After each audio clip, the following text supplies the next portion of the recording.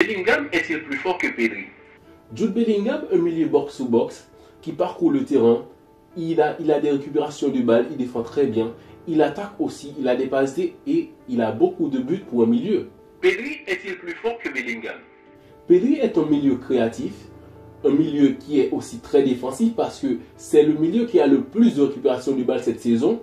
Donc c'est un joueur qui est capable de temporiser le jeu, de contrôler tout en fait parce qu'il a la main mise sur le jeu du FC Barcelone, il contrôle tout et il a ses derniers passes malgré les attaques en rate, mais quand même c'est un joueur qui démontre de quoi il est capable. Je ne veux pas élaborer un peu plus parce que le plus important c'est que quand les fans du FC Barcelone regardent Pedri jouer sur un terrain, ils essayent de toujours capter les belles gestes de Pedri, comment il gère le ballon, ses dribbles et tout ça, ses récupérations de balle et ses derniers passes. Ça, c'est pour les fans du FC Barcelone.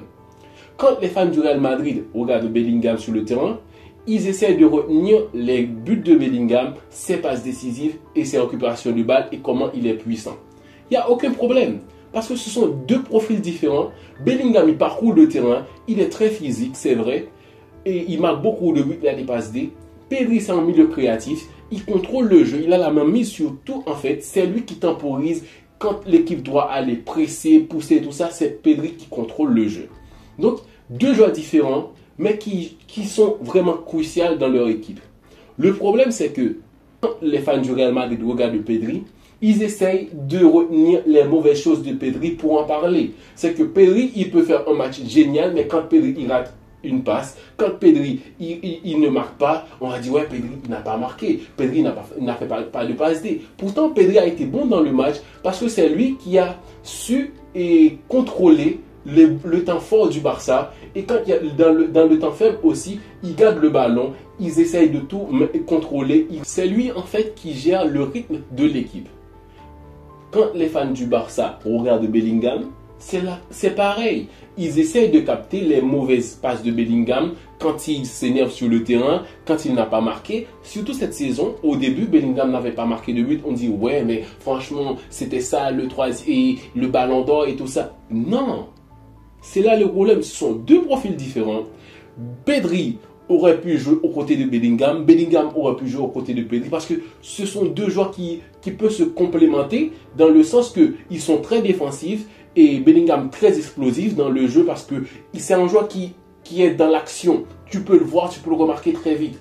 Pourtant Pedri, il est subtil, il est toujours là parce que dans les passes de Pedri, dans ses derniers passes, tu trouves Lamine Yamal qui marque un but, tu dis ouais mais c'est Lamine Yamal qui fait son show. Mais ça vient d'où?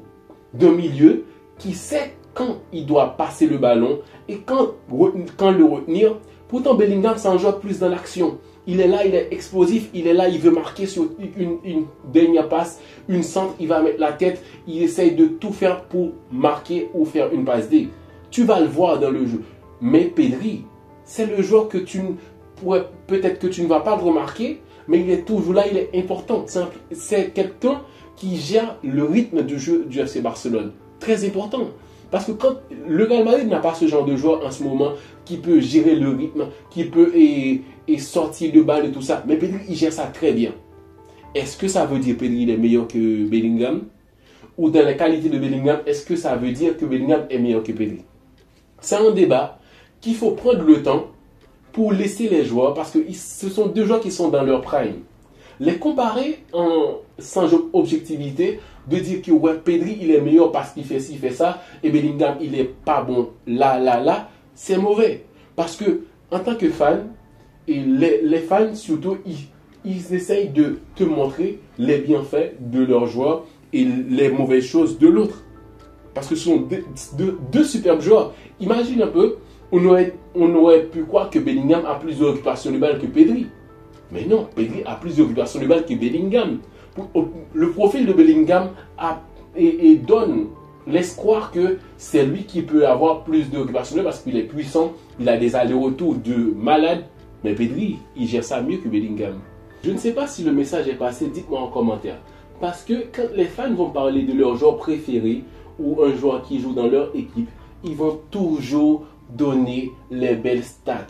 comment Pedri il gère les rythmes, comment Pedri il contrôle le jeu du FC Barcelone et ses derniers pas, c'est magnifique. Et les joueurs et les fans du Real Madrid, comment Bellingham il joue très bien, il marque pour l'équipe, c'est lui qui a porté le Real Madrid à un certain moment, il y aura toujours ça. Mais est-ce que c'est suffisant pour dire que l'un est meilleur que l'autre? C'est là le problème. Il y a un manque d'objectivité parce que les fans du Barça, ils regardent le Barça parce que ça leur plaît, mais quand le Real joue, ils vont regarder pour remarquer que les mauvaises choses. Vice versa. Donc tant qu'il y aura ça, il n'y aura jamais des comparaisons vraiment lucides.